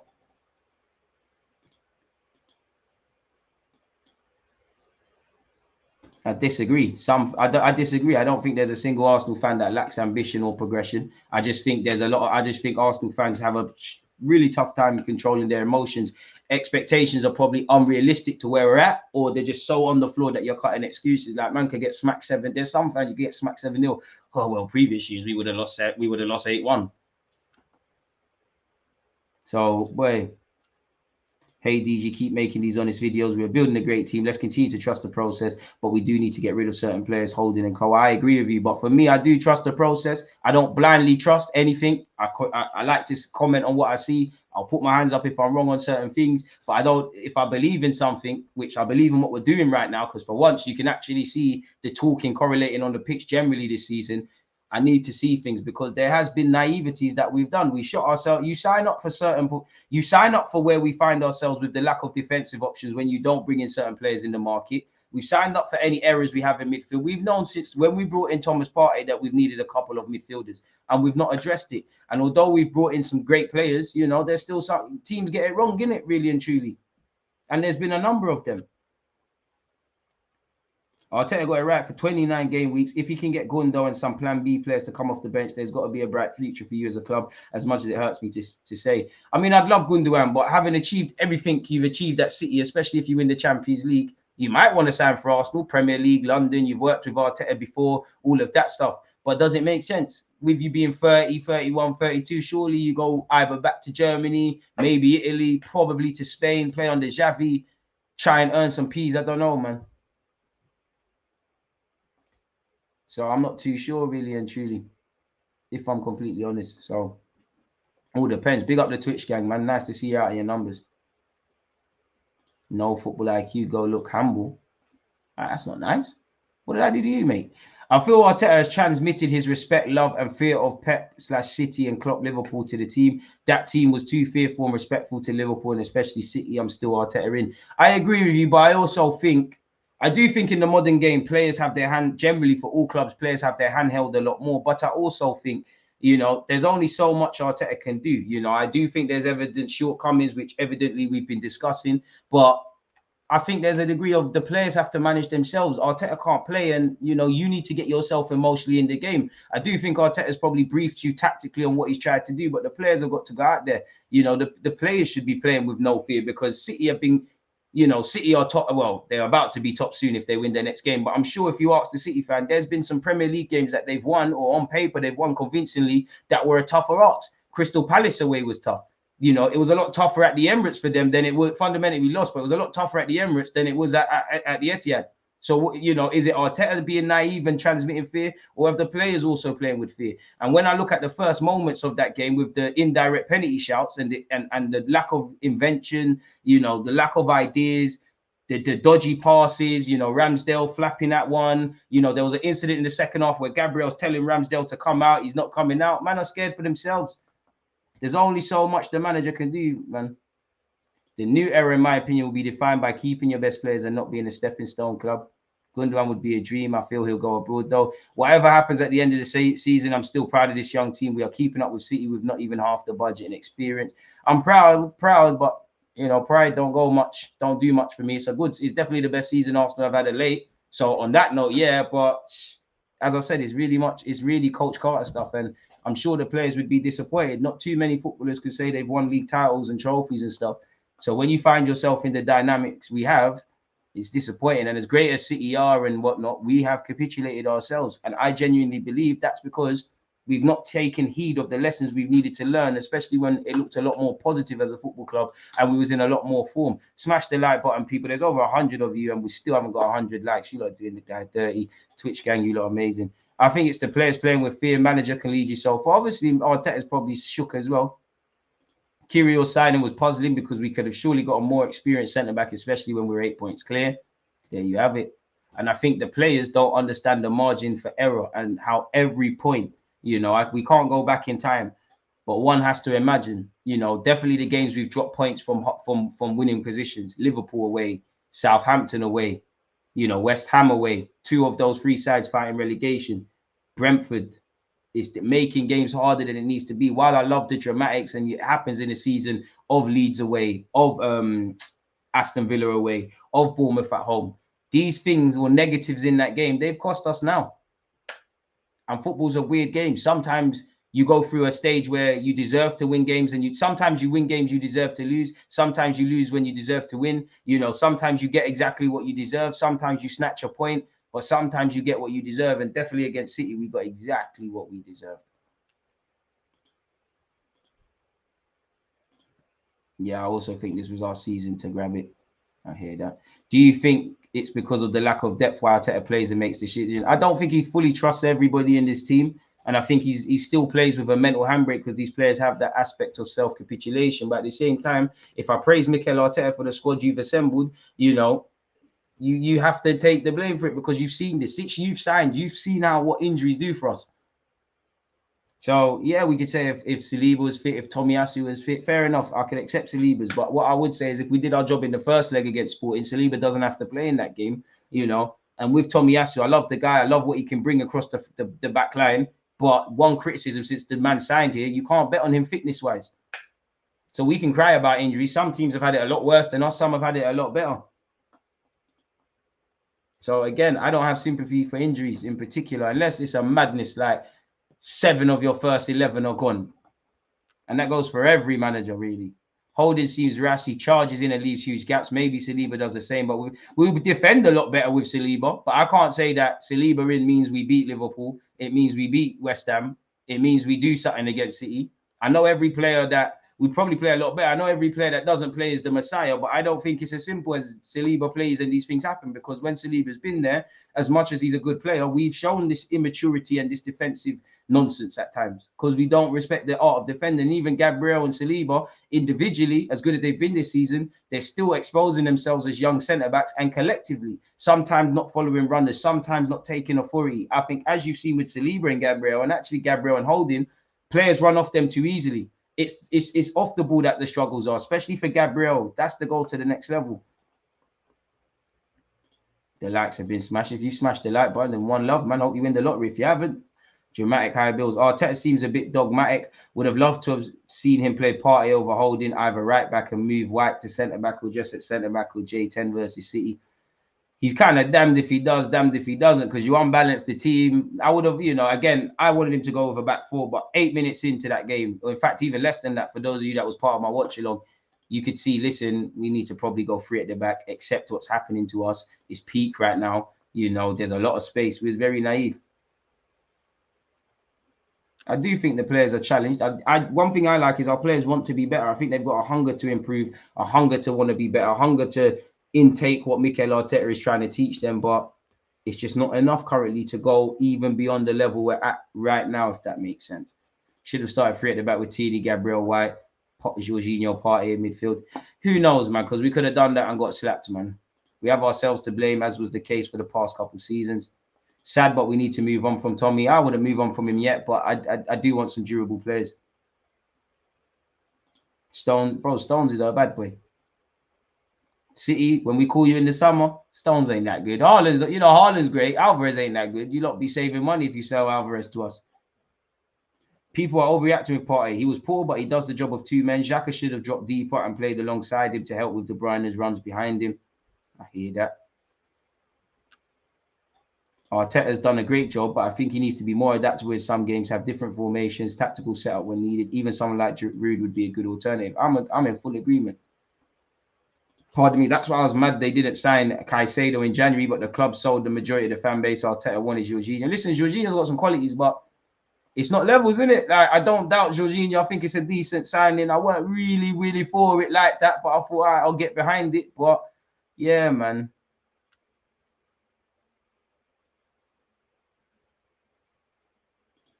That pivot needs an upgrade. Big up DG. Appreciate that. Trevor, where you been? You've been missing. I still think White's future is at centre-back. So do I, man. But I do think he looks a lot better and more mature at right-back. And I think I think his characteristics right now, I do think he wants to defend. But I think, I don't know, it's not a disrespect to White, but he seems like he's on this five-a-side thing. And I think I do think he'll go over to centre-back soon. But right now, you need to show you can help us. And we need multifunctional players. You know, you look at City, some players in the game, a bit like Zinchenko, he's unofficially a centre mid. On the team sheet, he starts at left back. City, a lot of their players are moving. They're going from a flat back 4 to a 3 at times. You know, at times it was a flat 4 from City, then it went to a 3, then they went man marking. We need to be able to do these sort of things. But that all comes with improvement defensively, and it's a bit being street smart. Like, I think it was Haaland's goal, or no, it was Kevin De Bruyne's. You know, we've lost the ball. Kevin's made the run, and everybody's pointing at someone. If that's City, it might not be your job. A left winger might see that what's going on in the middle of the park, just follow Kevin De Bruyne, cut it out, and then give his players an absolute bollocking. It's that sort of thing. And games like City is where you need to do a lot more. I think Arsenal does need some big players, though. It's something we lack right now. We have a great team, but we don't have big game players. I think we've got big game players, if I'm honest, because we've got a great record against the top 6 this year. But the added level, boy. Stones got I think he means Slade when he moved to City when he was still young. Bro, Stones is lit, man. What people fail to understand is that Pep had most of these players for a number of years, so he knows how to use them effectively. Look at Leicester City, for example. Everyone remembers the stars of Mahrez, Kante, but the unsung heroes like Cambiasso added a wealth of experience to get over the line. Was Cambiasso there? I swear Cambiasso, he weren't there when they won the league, was he? I'm sure you bust out. I could be wrong, but I'm sure you bust out before they won the league. I'm going to see if I stand corrected there. Yeah, he weren't there when they won the league. Still, he cut out. DG, what lineup are you going for with Chelsea? I think we need to try Kirio. I mean, emotionally, the league's gone, so you might as well give people opportunities. But I don't want City. I mean, I don't want Chelsea after not winning 7 games or something under Lampard. I don't want them to get our first win. There's small hopes of a title charge. Again, it's done. But I want now. My focus is just can we focus on trying to achieve 90 points as a football club? Can we get ourselves out of this rut now, which is 4 games without a win for a variety of reasons? Can we get ourselves up for a game at home? And I just think we've shown this season that we're an improved defensive side, not a good defensive side. We've been shipping goals of late. I understand giving people opportunities. There's every reason for a lot of players to be dropped, but I don't think there should be widespread choices. You know, Kirio, not a thing right now. Tierney or Zinchenko. Ben White keeps his place. Unfortunately, Holding's going to have to play. Gabriel plays. Ramsdale plays. You could bring in Jorginho, but I wouldn't be against Martin Odegaard, Partey, and Xhaka. Again, a lot of players could be dropped. I think Martinelli should keep his spot, and if anything, Saka should be dropped for either Nelson or Trossard. Probably Trossard. I'd keep Jesus in there, but I wouldn't. Again, if Nketiah, Tierney, and a couple of Nelson and a couple of players got opportunities against Chelsea, you wouldn't see me complaining. To be honest, Jorginho playing against his old team, that could be right up his street and what the man needs. Cambiasso is an unsung hero because he weren't even there. This is how people make up narratives in their head. Nah, I see the point, but I knew you weren't there, man. Oh, fair enough. Oh, yeah, Game of Thrones. Now I know what you're getting. Arteta's not learning at all. Come on. I still think old habits die hard, and there's certain lessons that, you know, like in life, you know, life is gonna keep giving you harsh lessons until you take heed of the information, really. And I think Arteta has that, but you can't say Arteta hasn't learned. You can't. Like, we've gone from wherever we was last year to where we are now. You can't say he hasn't learned. Like, there has to be balance. The money isn't everything. It's a big part, and money's a luxury, but you have to prove why you're using it. But if that was the logic, you know, as much as people waffle about how much City are spending, bro, Chelsea spent like 600 million. What have they done with it? We've spent, not like that, but we've spent peas. United have spent peas. Spurs have spent peas. Everyone spent peas, really and truly. What are we saying? Even Liverpool, most of their signings worked, but then they spent 50 odd on Naby Keita. So City are bullies and people can do what they want, but it's a cop out. It's a big, big cop out. Nah, I'm not putting Partey right back, man. I'm not putting him right back. Like, we can't. Like, we're gonna further unbalance the team. Unless you're gonna go to a back three, boy. And I understand, you know, he wanted to stay true to what brought him here as well. Like that's why I said before the game, I think Arteta was damned if he does, damned if he doesn't. If he goes out there, he's nice and he wins, he's a genius. The players have showed bollocks, blah, blah, blah. If we bottle it like we did, we're naive. If we go there with a back three, we're scared. We thought about City too much. If he wins, he's a genius. I do think where the problem is, you know, you could have started a three out there and saw that a back three weren't the answer and changed it. Just like you could see back four was not it before they scored their first one. It was brazy, you know, and I think that's where Arteta, obviously he's the manager. There's been times he hasn't changed things and he's left it and it's worked. But I must admit, as much as I'm fond of Arteta, there's sometimes, and he knows a lot more about football than us, but there's a number of times I'm watching the game, I'm like, Arteta, can you not see what we all see? Like, what's going on? Why do you think Arteta doesn't want to go back? Go back where? Go back where? I'm not sure on the answer on the question, my guy. If Arteta had gone with a low block 5-4-1, I could understand, but he didn't change anything. We were so open. That's my issue. He didn't change things when it became apparent. I don't know, because I think he unbalanced the team, if I'm honest. But then again, back three won us the FA Cup. Uncle Partey hasn't had over 30 games in the season since we signed him. I'm not surprised he's getting tired now and losing form. There's very few players. There's good players all around the Arsenal team. But I would say, unfortunately, there's very few players that I would say I rely on. I'd more lean to the young players. There's players that I trust. You know, there's very few players I rely on, if I'm honest with you. I know Saka has gone off the boil, but Saka would be one I rely on. Martinelli be one I rely on. More for Xhaka's mentality, I rely on you. Partey, I rely on you because of your ability. But asterisks next to their names. Gabriel, asterisk. Ramsdale, asterisk. Benjamin White, asterisk. Jesus, asterisk. Zinchenko, asterisk. Tierney, asterisk. Odegaard, asterisk. Like, I believe in you, you lot the guys, but there's not too many I look around and like, undoubtedly, like, do you get? And the two names I said are young. White is too aggressive at centre-back. As he gets older, he could relax and be a really good centre-back. Big up Modric. I don't know what him being injured, but yeah, Man City going to have to do a madness. What is the issue playing Smith Rowe? He deserves his chance. I think he deserves a chance, but let's be honest, you know, again, it's bad news. It's bad news if you're it's bad news this season if you're in and out, if you're on the fringe of Arsenal's first team, because the vast majority of the time we've been doing our job. That's why I said when we look at Fabio Vieira, him joining Arsenal, he joined Arsenal at the best and worst time. Best time because we're moving forward as a club. Worst time because you're not taking Odegaard's spot for the large majority of the season. Xhaka is rebirthed in that 8. You can do the wide right thing, but you're more of a wide playmaker. That's not you. It's a myth. So yeah, find yourself with that.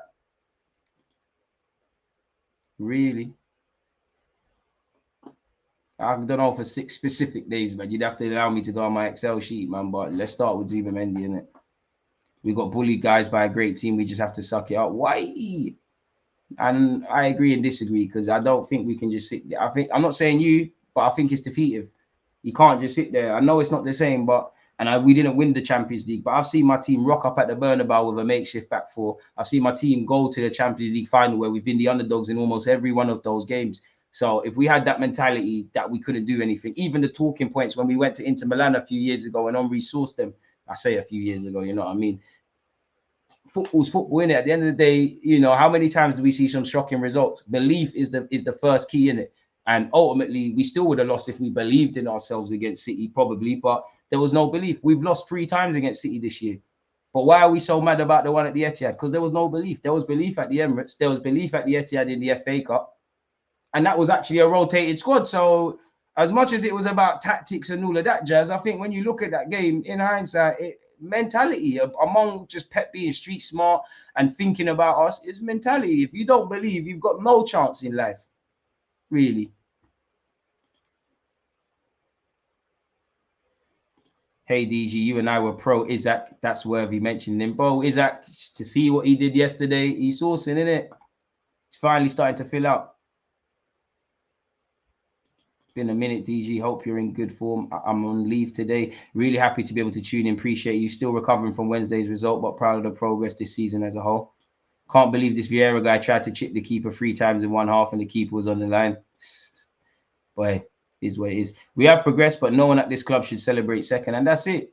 Gabriel, every player was nervous, man. Jesus has not made us worse. Come on, man. Come on. This is like, you can have question marks over Jesus, but come on, man. Come on. Come on. Come on. By all means, question the guy. Question if he can be the 9 for us. Jesus has made us worse. Jesus, really, like, are we even genuinely believing what we're saying? Fair enough. Everyone's allowed an opinion. If that's what you believe, that's what you believe. But come on, bro. You don't believe that. You're way too smart to believe that. Come on, man. Come on, man. Seriously, come on. Come on. Please. We really didn't have a good Jan transfer window, knowing full well we were short from the start of the season. In hindsight, probably needed a centre back in it. I get the belief we just look gassed out for the last 5 games. We look mentally tired anyways, really. And I just think this season, as good as we've been, we've got an inability to control 90, like to find a base level of performance across the 90-minute stage. Even games we've lost. You look at Old Trafford last year, we didn't start the game well. Obviously, the trajectory of the game could have been changed if Martinelli's goal was given. But there was a time we was all over United. Malacia was on toast against Saka. We didn't win it. So even times where we haven't done well, there's been better and worse moments. Even times we've won games, Bournemouth and Aston Villa. A lot of the things that you see in this last 4 games, they've been our Achilles heel. They've been there all season, genuinely been there. But the problem is, I'm not saying you, when we win, nobody cares. Nobody cares to look at certain things. Jesus has made us better. Just think we need an Osman and let Jesus share right wing. I'm here for that. I'm here for that. Jesus has not made us worse, but he's not a top striker. That's fair.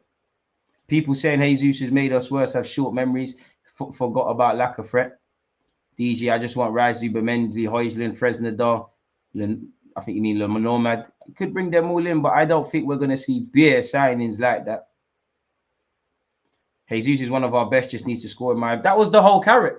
Jesus was going to take what made you a vital squad player at City, and now you was going to become the go-to guy and show us that you have the capacity to score goals. I think you've got the capacity to score 20 league goals minimum, and for your ability, Arteta saying, while we scored a lot of goals, we need to get to 100 as a club. I think you've got the case to chip in, but at the end of the day, you haven't shown that. What's the most he's got? Is 13. So I'm starting to think, you know, especially because for me, if we could do it tomorrow, I'm trying to, no disrespect to Jesus, I just think we need a different profile, number 9 that is more physical. I'm trying to do that tomorrow. And I'm starting to think we're going down the Lacazette territory, or what ultimately cost you at City could cost you here, in that you bring in a couple of attackers. Jesus is great. You'll get a lot of game time. But like you said, you'll find yourself playing up front, but filtered over to the right-hand side, etc., etc. So Jesus has to get with it. That was the carrot. He was going to be given a platform. That's why I'm not too sure if Arteta is going to even go for a forward, but we'll have to see, really. Definitely bring in Tross. I think Trossard starts for me. I'll probably drop Saka, but I'm saying that, ask me on Monday, I'm probably not going to drop Bukayo Saka. We just need more physicality in midfield. We need a different option up front, and we just need to be more street smart as a team beyond the others, man. And it's difficult. You can't just expect one guy to make the difference, man. You can do that game to game, but it's probably unsustainable to expect that consistently. And Jesus has actually been very good since he's come back from injury and started starting. But ultimately, we need more in it. We need more from across these 4 games. There's not a damn player I can say I don't need more from. If there's any player that can say in the minutes they've played, that is, apart from the subs against City, but generally that has given it all and couldn't have done better, then you need to take Arteta's job, because clearly you know something he doesn't. But I don't think a single player can do that. I do think there's elements of complacency and things like that. With our record in Europa not being good, do you think we should stand a chance? We should stand a chance of getting past group stages next season. Right, Arsenal need to get out of the group stages. I don't care who you get. You need to get out of the group stages. The number of times we just passed to a blue shirt is what ended us in combination with our defensive liabilities. I would take Mount. You know, I know it's not a popular decision, provided other areas. You know, I don't think Mount's a bad player. I don't think he's the answer necessarily, but I think we could do a lot worse. And I don't think he's terrible, if I'm honest with you, brutally honest with you. And I think Jesus' issue is Not really. I wish I could combine just Eddie and Ketty as meant, even though he's kind of changed it, Eddie and Jesus, in the sense of Eddie wants to stay in the box. Sometimes I think we need Jesus to stay in the box, but also I think, you know, there's a reason, you know, we can't act surprised. There's a reason when Pepper's described Jesus, he's described him as a defensive striker and things like that. And for all of Jesus's quality, he's never been described as a goal scorer. And I think against Liverpool, taking off Jesus, even though he's working his way back from injury, them times it cost us, really and truly. We need to get out the group stages. It's a minimum, really. Apparently, we are going to be in pot 3 in the Champions League draw, from what I heard. So not looking good. I mean, got to get through it somehow. Hopefully, we pay off who we need to pay off. I think that's about 60 million guaranteed if we go past the group stages of the Champions League. If we look at some of the talking points, have I missed out anything here? What's this? This is nothing. David Ornstein's confirmed Saliba is going to miss the rest of the season. Again, I don't think anybody is surprised there. What's going on here, man? Apparently, Arsenal's qualification for the Champions League is set to be worth around 50 million at least, with that figure then rising depending on their progress. The increased revenues will not all be converted into transfer fees for new signings, as the club's wage bill will rise as a result of Champions League related clauses in first team contract. We need to get 5 players of quality in the summer. Jesus also goes down too easily. He twice went down looking for pens late against the Saints, and both times the ball came back near when he was sat on the floor. I hear that, but I need him to be like Lacazette and search for pens, man. We need to be a bit nastier. Anyone surprised about Saliba? I don't know. Come on, Twitter, man. What's going on? Why is everything freezing? Okay. Apparently, the feature of Edu's time at Arsenal has been the intensive preparation for each window. Club sources have cited their ability to quickly pivot to other targets in January, such as Leandro Trossard, evidence of preparation that goes into each transfer period. I'm not knocking it. I respect it, but I'm not going to praise us for that. You should have alternatives. You know, Trossard had one foot out the door at Brighton. The Mudryk thing didn't happen. Go and make it. Previous years, we have shown an inability to do exactly that. So I praise Eddie for that. But in terms of just being a competent team, doing competent things, I don't think that's praiseworthy, if I'm completely honest with you. What else have we got here? Last season, the 4 English teams in the Champions League made an average of 88 million each as a result of their participation in Europe's primary competition. In comparison, the winners of the Europa League, Frankfurt, made around 34 million. So you can see the piece. So yeah, DJ, I watched your video on that right back, and you said you'd prefer Fresnel. Could I ask you why? Just seen a bit more of him. I just think, for me, it's like what I read about Fresnel, his mentality. I think that's what changes it for me. But would love. I think you're talking about Anu Martinez of Genoa and obviously Fresnel. Arsenal's hope in January was that they would add Caicedo for the remainder of this season and then add Rice in the summer. It was not a case of one or the other. Arsenal also showed an interest in Everton's Onana in the January window. So I mean, if Lavia in Southampton and Onana and Everton go down, we can go back in for that. And I don't think we get Rice and Caicedo just because I think another club will pip us to it. But in terms of an 8 and a 6, you need both. And if Arteta wants both of them, it'd be great, innit? But we need both. We need in midfield. There's no 8 or a 6. You need to get both of them. And we've been knowing this since Partey. Thankfully, in hindsight, we didn't sign Aouar. But if you remember, we was doing all of that. And if Partey never had a release clause, he doesn't sign for Arsenal. If you remember how that window went.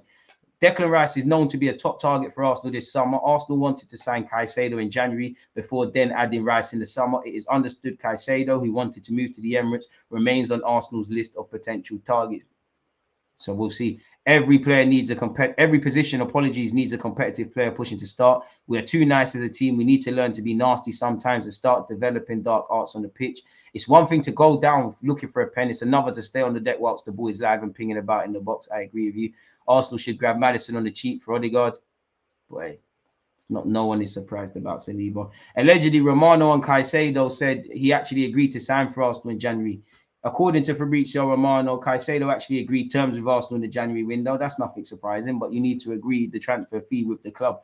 Romano said on the situation for Caicedo, I keep going with the English clubs. Arsenal made a bid of 70 million in January that was rejected. They really wanted the player and they agreed terms with the player, but that didn't happen. Let's see if Arsenal return with an official bid, but the interest is still there. Logic suggests that Arsenal could go for Caicedo again this summer and get a deal done, but sadly, it may not be that straightforward for the Gunners. Indeed, not only does Caicedo remain an incredibly expensive player, he's also since signed a new deal with Brighton. Of course, Arsenal are still much richer and much more prestigious than Brighton, but in modern football, dealing with talented young players and their agents can be incredibly difficult. Arsenal may have to go back to square one if they want to try and close a deal for Caicedo at the end of the season, people. Apparently, Nicolas Pepe, Arsenal's record signing, is regarded as unlikely to feature for the club again. Arsenal will make around $6 million through the sale of Pablo Mari to Monza, provided the Italian club avoid relegation and Mari plays the required amount of games. And yeah, how much did we sign him for? He took an L there. I think this is just the same with Caicedo agreeing personal terms with us. Everyone agrees personal terms. Do you know how many transfers fell? Apparently, Ornstein was asked if Arsenal could sign both Declan Rice and Caicedo, and apparently he's responded specifically. It perhaps illustrates that Mikel Arteta really wants a prominent signing in there to help this squad going forward. So I'm really intrigued to see in which direction they go. Many Arsenal fans are asking me all the time. We know that the interest in Rice is strong. We knew interest in Caicedo was strong, but I don't know which way they'll go, or if there are other options. There has to be other options. I don't think they would go for both, given the costs involved. Let's see, because those clubs have to be willing sellers. I mean, Ornstein and Fabrizio Romano saying very conflicting things, but nobody really knows. Arsenal are holding internal discussions. I assume this is about, I was about to say Declan Rice, but about Mason Mount. People allegedly, Arsenal are considering the England man as they look to add depth to their quality in midfield, people, this summer. We'll have to see. And he's, if I skip ahead, I definitely got it somewhere. Declan Rice is drawing interest from just about anyone. Liverpool, Man United, and Arsenal, as well as Bayern Munich, people. So we're going to have to monitor that. And he could be, his agent, if he's doing his job, could be leveraging that to get a better deal at Chelsea. Arsenal prepare for Declan Rice swoop, despite David Moyes claiming it would take an English record to sign the West Ham midfielder, with the club also eyeing summer moves for Moses Caicedo and Mason Mount. Declan Rice is the top target. So that's, if it comes to it, that based on what this is said, that tells you we'll probably accept Rice and go after alternatives. Arsenal are set to step up their bid to sign Declan Rice this summer as the 24-year-old approaches the final year of his contract with West Ham. For the 55th time, Rice has long been understood to be Arsenal's top target for the upcoming transfer window, with Mikel Arteta not the only Premier League manager to be outspoken of admiration for the midfielder. Scrolling all the way down, despite Rice's deal at the London Stadium expiring in June 2024, David Moyes is resolute that his captain, will not be leaving the club in for a cut price fee in the summer. Blah, blah, blah. Get to the major parts when we've seen this all the time. According to the Telegraph, Arsenal prepared to renew their interest in Caicedo this summer as well. And we're looking at not only Declan Rice and Caicedo, but Mason Mount. So we'll have to see. Apparently, Arsenal have reached out to Chelsea and held exploratory conversations regarding him. He's in his final year. They'll probably have to sell him in the summer. Once again, West Ham are apparently demanding 100 million. Now, as the summer goes on, they're going to have to be a bit sensible. Previously this week, Declan Rice's manager, David Moyes, has admitted he could go. He'd be missed by any club, so any club who didn't have him would miss him, and we certainly would, partly because he's a big part. But I hope somewhere that Dec thinks this is the best place for him to be, and if someone doesn't come up with the right amount of money, it will continue to be the place he is as well. The club have made that pretty plain, but I hope we can continue to get the best out of him. So we'll have to see, people, in relation to that. Keeping up the theme of West Ham and Arsenal, apparently they're interested in Balogun, people. We'll have to see how that goes. Balogun, who wants to be a first-choice striker, and he also, as we know, Leipzig don't want to pay the asking price, but Leipzig, Inter Milan, AC Milan are all interested. We'll have to watch that space closely. Kieran Tierney's been linked with Man City, so if Pep reckons he's good for the system there, why don't you Arteta, if that's the case?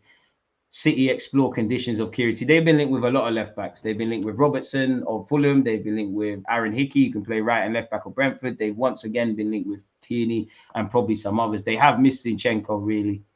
And obviously Caicedo leaving has probably made that worse. We've been linked with Zaha again, people. Salary request could give Gunners edge. Apparently, the Gunners have made contact with the 30-year-old's entourage. Arsenal wanted to sign the Crystal Palace star in the summer. It's been further discussed on RMC Sport. He's also drawing interest from Marseille and Paris Saint-Germain, and his agent has offered him to both people. Arsenal are interested in acquiring him. Marseille are unwilling to meet his salary expectations, and obviously Arsenal could offer him a lot more. I think the boat sailed for Zaha personally, but if Arteta wants it, why not? We all know Pepe's days are numbered. This is an article further displaying that he has little chance of playing for Arsenal again, and we know that, especially with his comments that he made recently as well. I mean, until we, Declan Rice and Caicedo need to be reporting to London Coley, such as all these rumours. What's this? We've been linked with Rafinha again. Apparently, Barca will let him leave for 55 million. Newcastle, Spurs, Arsenal have all been once again linked. Apparently, Xhaka was furious with Ramsdale giving the ball away against City. Everyone should be furious with their teammates and themselves because no one put in a shift. AC Milan are seriously considering signing Arsenal player for free this summer. Once again, Reece Nelson's been linked with another club. Clearly, contract talks haven't progressed as of yet. Apparently, Arsenal are looking at Pedro Neto in relation to providing competition and depth where Bukayo Saka is on the right wing. The only thing I would say of Pedro Neto is his output isn't the best, and he's had 2 big injuries despite his young age. So it all depends on the price, but I'm not against him. Apparently, coming out of France, there have been a lot of debate about Balogun's future and his price tag. But personally, I can see that link between Arsenal and Marseille being used again, perhaps in the form of a loan or a loan with an option or an obligation to buy. It'd be a good experience for Balogun, but it also gives Arsenal at least a semi-guarantee to be able to cash in on him, whereas other clubs might not yet be ready to pay top dollar for a player who's had just one successful season in Liga, as impressive as he's been for Reims. Fair enough. I mean, if Balogun wants to leave, fair enough, cut in it, but would like him to stay. For what you can see here, Arsenal sporting director Edu has reshuffled his department with Jason Atto appointed assistant sporting director and James Ellis promoted head of recruitment. Fair enough. That's just come out. Should we see this in the Athletic? Please don't be jargon. Big up my guy. Oh, my guy. Arsenal sporting director Edu has reshuffled his department with Jason Eto appointed assistant sporting director. So that must mean we can deal with the workload a lot better. And James Ellis promoted to head of recruitment. Apparently, the Athletic previously reported that Eto and Ellis were both set for role changes at the club. They will support Edu in their new remits, working across the men's and women's team as well as the academy. And obviously, Arteta and the women's boss, if I can never pronounce his name, their roles changed last summer. Edu's become a sporting director. The Kroenke's become co-chair. So this is further confirming the reshuffle and things like that. Ellis has come a long way. He's a first-team scout, and now he's taking on great responsibility. So, yeah, off topic. That's that, people. We've seen that already. We've spoken about that. I mean, we need a right back. Meunier of Borussia Dortmund allegedly wants to leave, and he hopes Barca will make a move for him. Is that something we could consider? Gnabry's been linked with a move away. I don't think there's a need for Gnabry. I want Gnabry. I don't think there's a need for Gnabry. But nonetheless, Bayern Munich would listen to offers for Gnabry this summer. The player has not made a decision yet and is not in talks with other clubs. Gnabry is not happy in Munich. He's one of the top earners and is highly respected within the team. I mean, Sane, Mane, and Gnabry all been linked with moves away. Apparently, Bayern is very open to sell at least one winger this summer. As reported in the case of Gnabry, the club would be open for suitable offers. Gnabry has not made a decision yet. No concrete talks with other clubs. Yet he's not unhappy in Munich. Fair enough. Once again, Mason Mount's interest is growing in acquiring his services, and we have allegedly done stuff in relation to that. Arsenal could follow up their interest in Ivan Fresnedal, the Real Valladolid right back. Arsenal's recruitment team put in a considerable amount of legwork in their assessment of Fresnedal in January with a view to a possible move in the summer for the 18-year-old. And check out the other vids. He's previously spoke about how he watches European football and he's rating what Arteta is doing. Jonathan David, a striker that's been linked with Arsenal. Apparently, Bayern Munich are among several European top clubs keeping tabs on Jonathan David. Nevertheless, the club has yet to identify their targets concretely for the summer. Lille want around 65 million. Good player, but I don't know about that. I can't lie. Apparently, this is our new kit now. Leaks are one thing, but take my money, Arsenal. If this is it, this is wavy. Take my cash, man.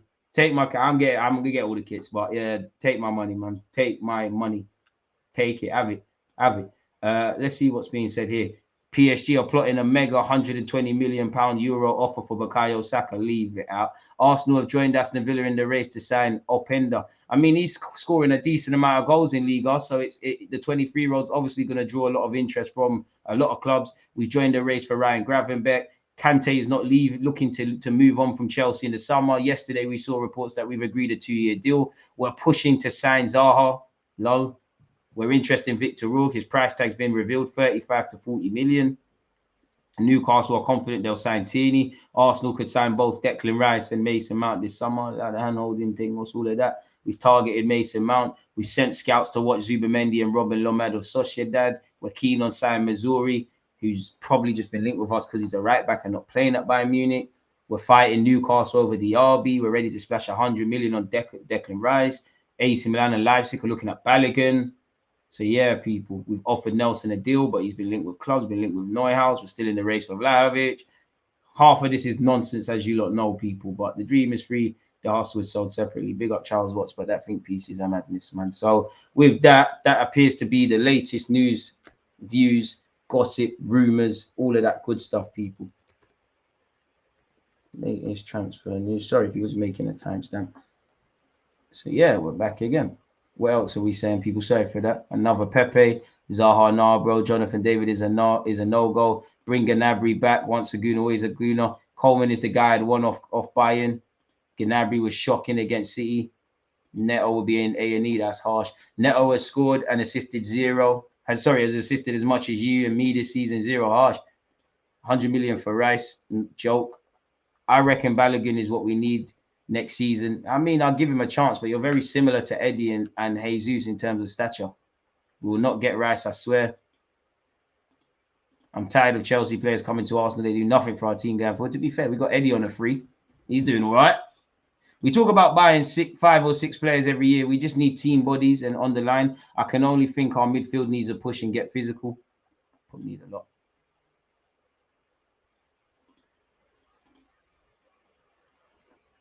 So yeah, man, it is what it is in that regards. You're doing, man. Ivan Toney would be welcome, but again, I think Arsenal have to be comfortable with the fact of whoever you're trying to get, it's going to cost bread in it. Like, and all of these players are going to be wanted by everyone, and nobody in theory wants to sell good players. We don't want to sell good players. West Ham in theory don't want to sell their guys. Brighton don't want to sell their guys. Everybody's got a price in it, and everyone's going to be looking at everyone. So the better we get, we probably have to get to that scenario where we have to have our very own Van Dijk or Alisson, if not positions where we probably at the time overpaid, or the footballing world has said you've overpaid. But if they do the job, honestly, it doesn't matter, does it? You've only overspent when a player isn't doing their job, essentially, and that doesn't matter. You know, the same way we overspent for Pepe is the same way we overspent for Willian and Marie. Yes, one was significantly more, but Willian came on a free with big wages. We signed Marie for like 15 million, not doing the job. Any signing that don't do their job is expensive because we're paying things that shouldn't be paid. You know, Cedric as well, it did not bang. As much as I think Edu and Arteta are rewriting the sins of previous regime and signings do go wrong, they've made their own errors. Of course. So yeah, we're going to need to do a lot better in that regards, people. But who knows, man? That's the glory of it. We're never going to know. On that note, though, it's time for me to get some lunch. We've been here for 90 minutes. I appreciate you lot for tuning in. Please make sure you smash the like button. Make sure you're following. Check out the other videos. Stay blessed. Stay safe. Twitch gang, make sure you've got your notifications on. We will be playing Football Manager at some point today. In fact, I might play within the hour still, or whatever. So yeah, on that note, you lot stay safe. Stay blessed. One love. There's always just that active red flag defenders. I think it's like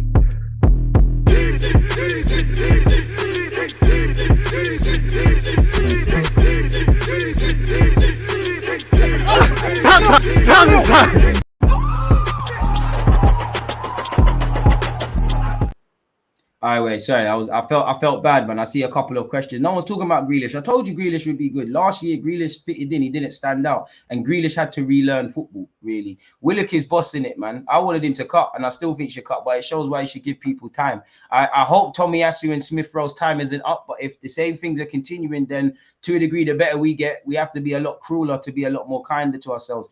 I'm worried about Gabriel and anyone versus the top sides, as long as we keep being naive, really, even games we've won.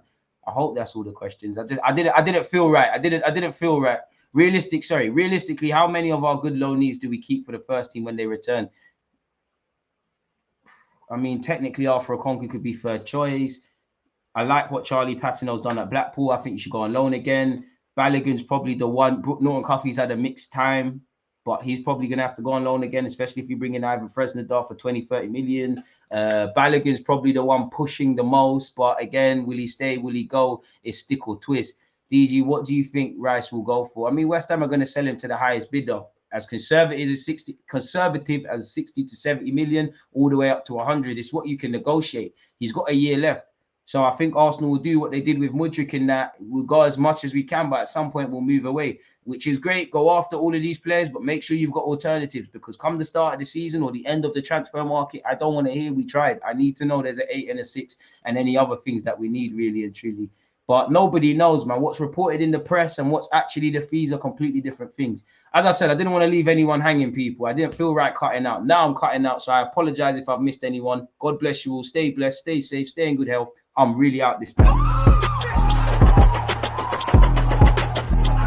There's always just that active red flag defenders. I think it's like